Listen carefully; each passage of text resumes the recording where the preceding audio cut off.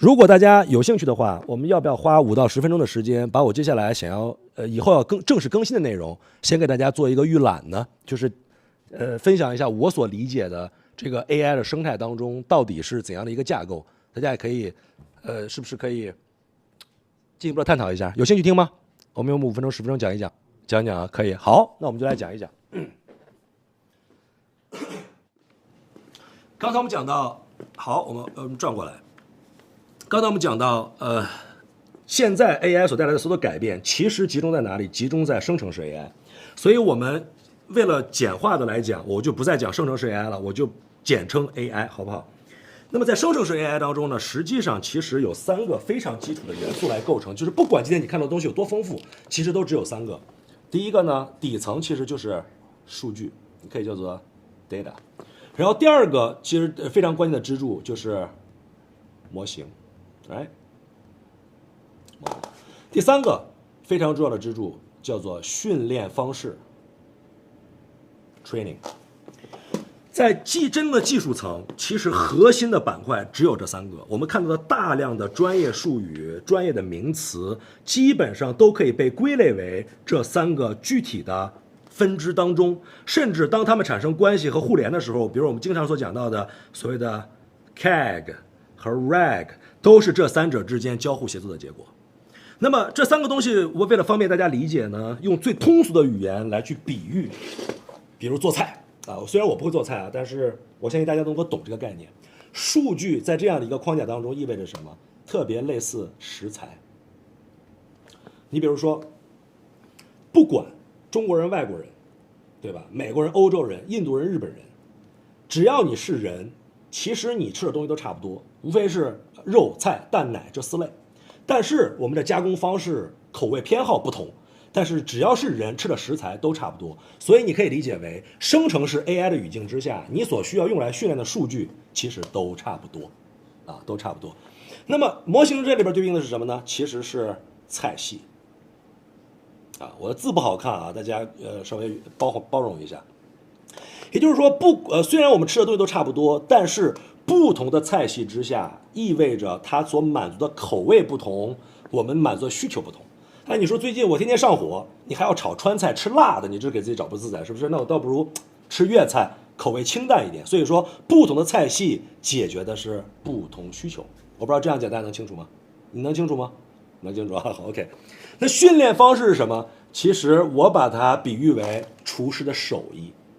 就是说，你同样的食材，咱都是川菜，那你说不同的川菜的厨师，他炒出来的水煮肉片都是一个味儿吗？不一定吧。哎，所以说，这里面就涉及到了大量的关键的变量和元素。如果我选择了一个菜系，我选择了一个，比如说咱们说叫 LLM， 叫大语言模型 ，OK， 我选择了一个语言类的模型，然后我所训练的数据全部来自于公网。但是炒菜的人不一样，今天可能是腾讯，对吧？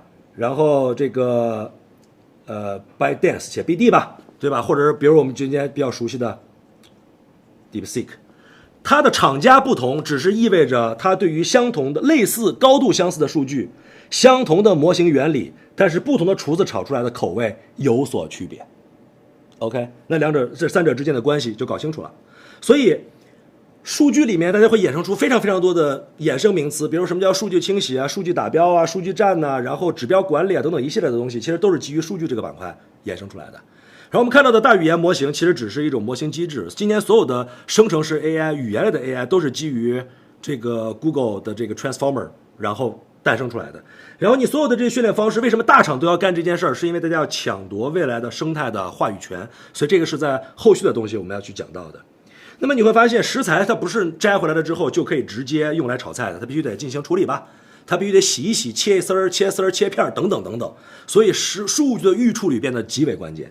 前一段时间我们看到的这个叫做什么 AI 的血汗工厂，其实讲的就是什么呢？其实讲的就是有无数的这种所谓的数据被拿回来了之后，为了用于以后的模型训练，必须要做大量的打标和预处理工作。这个工作高度机械、高度重复，没有任何技术含量，所以很多这个大的 AI 公司就在非洲、在东南亚，包括甚至在中国，找了很多的廉价劳动力来去帮他们完成打标和预处理的工作。为的是什么？为的是能够按照某种菜系的烹饪套路，结合自家的手艺来去做出自己想要的饭菜。OK。所以为什么说数据都差不多呢？大语言模型是这样。那比如说咱们举另外一个例子，做自动驾驶的车，做自动驾驶的，虽然说各家采集各家的，比如 A、B、C 三家公司，但是他们采集的方式都差不多，都是拿一辆车上面绑一相机、绑一雷达，满大街跑，跑回来的数据了之后，进入到数据预处理的过程当中，切丝切片，打标，然后做这个备注，做完备注了之后，丢到一个相同的模型当中去训练出来。那这里边手艺和所有的这个都出现了，所以那么你会发现在基于这样的一个大的框架所诞生出来的所有的模型，就是今天我们所看到的，比如说 DeepSeek、R1， 比如说Grok， 比如说GPT， 它只是不同的厨子给他所炒出来的这一盘菜所起了一个不同的名字，就像一碗蛋花汤，有的人把它往里边扔了一根大葱，就起名叫猛龙过江，但本质上它还是一碗蛋花汤。OK， 那么在大语言模型的逻辑里面，所有的训练数据基本都来自于公网的无版权、无法律纠纷的数据。所以也就是说，无论是字节，无论是百度，大家训练的基本的语料库和原材料都差不多，但是有没有细小的差别？有细小的差别啊。比如说，如果字节想要训练的时候，是不是可以结合大量的用户的浏览数据，来生成出对于你更个性化的答案和结果？这是它的优势。哎，那百度是不是对于公网所有的这些搜索引擎所收集到的语言和目录更有这个所谓的这个优势？那可能是它的优势，它本质上是不是都差不多？本质上是差不多的。所以那么我们就发现，可以把这个部分叫做什么？叫做底层的技术层。然后所生成的大家今天看到的所有这些语言模型 DeepSeek、Grok、GPT 不是 PPT， 你可以理解为叫做初级应用。OK， 好，紧接着讲到了最精彩的部分。我们有了知识这个底层的数据，有了这个初级的应用，但是你就会发现，用着大语言模型的瓶颈出来了。那就是说，它唯一擅长的就是跟你聊聊天，给你提供点情绪价值，甚至给你算一点有的没的。但是你会发现，你的生活当中并不是每一天都有大量的问题需要让它去帮你解决的。你真正需要解决的是，我希望回家的时候外卖就在我门口，对吧？我希望我导航换电池的时候，它能够让我提前导航到电池的换电站，再给我导航到我的目的地，而不需要我手动的将两段导航联系在一起。我需要的是，如果我明天就开始放假，想规划一个5·1小长假，我只需要跟他讲一句，他就能够帮我订票、安排行程、解决所有的问题。这是你想要解决的现实问题，而不是去问，对吧？说岳飞是在哪一年，对吧？这个被奸臣所害且被斩首的，这个没有意义，对我们的生活当中大部分是没有的。所以大语言模型的局限性就会越来越大。这个时候我们就想了一个新的问题，如果大语言模型想要解决具体问题的时候，是不是必须要连接具体的服务？服务1、服务2、服务3，如果想连接服务的时候，过去在消费互联网的逻辑当中，大家非常清楚一个概念叫做 API， 也就是说，服务这个所谓的服务提供商，我们可以理解为美团好了，比如说或者叫去哪儿等等等等，你可以理解为它是服务的提供商。那么如果你想调用这个服务，你必须要去通过美团所规定好的这个 API 接口接入它的商家数据，还有它的物流数据，才能够让你在你的 APP 里边点餐或者完成所谓的订票的工作，对吧？也就是说，在过去的消费互联网概念当中，所有的服务的调用是高度的格式化的，这个词是关键，是高度格式化的。但是在 AI 的语境之下，你就会发现需求是什么？需求侧是高度定制的，能理解我的意思吗？高度定制，这两者之间形成了一个巨大的鸿沟。当你的需求高度定制，但是调用服务却非常非常格式的时候，是不是这两个就连不上了？它没办法把它连接在一起。这个时候我们就出现了一个 AI 时代下的新的概念叫做 MCP， 全称叫做Model Context Protocol， 也就是说以大模型的上下文和需求为特征来去调用服务。我举个非常简单的例子，当你的需求是高度定制，但是服务本身是格式化的，就好像你是一个 Lightning 接口，雷电接口遇到了一个 USB 接口，你俩插不上，对不对？无法对接。那这个时候我需要一个高度兼容性的一个接口，叫做什么呢？就是大家非常熟悉的 USB-C。所以我们今天不管买手机、买电脑还是买所有的东西，我只要看到 USB-C， 我就知道我所有的都能用，对不对？你可以理解为 MCP 这样的这种相调用的方式，就是我们所说的大模型和服务之间的 USB-C 接口。哇，这事儿就有趣了。如果大模型过去自己解决不了的问题，通过调用服务可以解决，它的可用性将会大幅度的提升。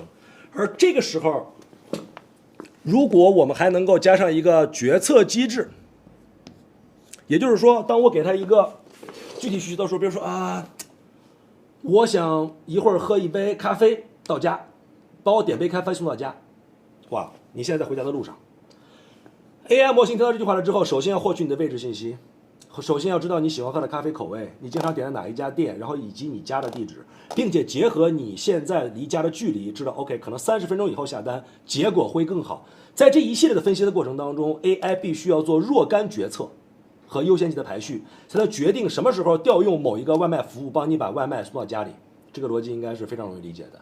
那么在这个优先级排序和所谓的决策过程当中，它的这个机制就是我们所说的 AI 智能体，或者叫做 AI agent， 或者我们叫做加个形容词叫做 agentic AI。 所以就是通过 agentic AI 所谓的智能体，把大语言模型和所谓的服务连接在一起，来解决很多很多的具体问题。那么我们来试想一下，如果 agentic AI 或者叫 AI agent 可以通过 MCP 调用的服务几乎是无限的，也就意味着 AI 助理未来能够帮你解决的问题几乎是无限的。那么如果把 agentic AI 的规模乘以 n， 可能就会带出一个新的概念，叫做 AGI， 叫做 General AI， 也就是我们所说的叫做强和高度人工智能。特别典型的例子就是大家看到钢铁侠里边那个 Jarvis， 说钢铁侠说 Jarvis 帮我看一看那个什么数据那个什么数据，其实就是一个所谓的 AI agent， 后边再加一个大语言模型，再加背后数据具体服务调用的这样一个机制和流程。所以为什么最近 AI agent 非常的火，就是因为在大语言模型和 AI agent 的配合之下，让未来所谓的通用和强人工智能的可能性有了具体的技术路径，而不再是大家的空乏想象。好，讲到这儿，我再给大家讲一个问题，回答刚才那个小伙的问题。他问为什么这2年才火？非常重要，因为在大语言模型没有出现之前，人类和机器之间的交流没有一个重要的翻译官角色。你所有的交流必须要高度的机械化，比如说你好请帮我开灯，对吧？而不是你回家随口一感叹，哎呦这家里边怎么这么闷呢，自动帮你把窗帘打开。所以有了这个翻译官，就不仅仅是开窗帘或者点外卖这么简单的事儿了，它很可能在一些复杂的场景里边，就对你的需求有了非常精准和高度分析的能力。所以也就是说，因为大语言模型的这个的出现，有了翻译官的能力了之后，它的通用性 ，AI 潜力的通用性得到了大幅的增强。在这个通用性的大幅增强之下， AI 的空间才真正被打开。所以在它出现之前，所谓的带动每个行业重做一遍，天方夜谭解决具体问题，天方夜谭，鸿沟巨大。所以未来真正的机会在哪里？如果想问我想做的事情是哪里，其实就是做一个 AI 的 agentic system， 或者叫 agent system， 然后来针对我们所说的产业互联网、企业经营、渠道管理，或者是说上下游所有的这些企业所共同拥有的困境，来通过 AI 的方式大幅的提升企业的运作效率。这就是未来我想做的事儿。当然这是第二件事，是在 AI 内容之外的事啊。所以真正的机会在哪里？是在这儿，而不是在这儿。所以我认为大部分的消费者和普通的网友其实并不需要理解里边具体的细节问题。有了这样一个认知体系，大家迅速的明白说，哦，有一个人出了一个什么东西，它是什么？它其实就是个 agent。然后比如说又出现一个新的概念，比如说我们在数据清理里边又加了一个什么新的技术，让数据它打标和预处理做得高效，其实你就可以知道，哦，原来发生在这儿。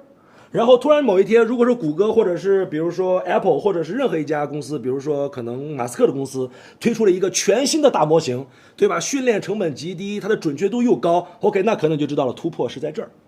所以呢，我讲到这儿，我就可以问问大家的问题。讲了这么多，我想问问大家 ，DeepSeek 真正带来的创新和突破是在数据层面呢，还是在模型层面，还是在训练层面？弹幕飘过一篇字，让我看一看，在哪里？有没有弹幕？其实是在训练为主啊。它把模型的训练的成本大幅降低，但其实数据和模型的底层原理是差不多的啊，是差不多的。所以带来的价值是在这儿啊，突破是在这儿。好吧，这是个简单的预览。这边还有很多的基础的概念，我没有展开讲，我这里就具体的视频当中我们再说吧啊。但是这里边我们其实已经 touch 到了，已经谈到了非常多的核心的概念，比如说一些所谓的其底层的技术认知的框架、初级的应用层、不同的模型、不同的用法、不同的之间的局性，它的特点在哪里，以及大语言模型出现了之后所担任的翻译官和通用性的这个可能性被打开，才有了 agent 的出现，通过 MCP 调用服务。所以今天开播之前，我看到了一个有趣的一个留言啊，有趣的一个留言，就是说会不会推出 MCP 的服务？其实我想告诉大家的就是 MCP 它不是一个服务 ，MCP 是个接口啊，接口怎么能成为服务呢？对不对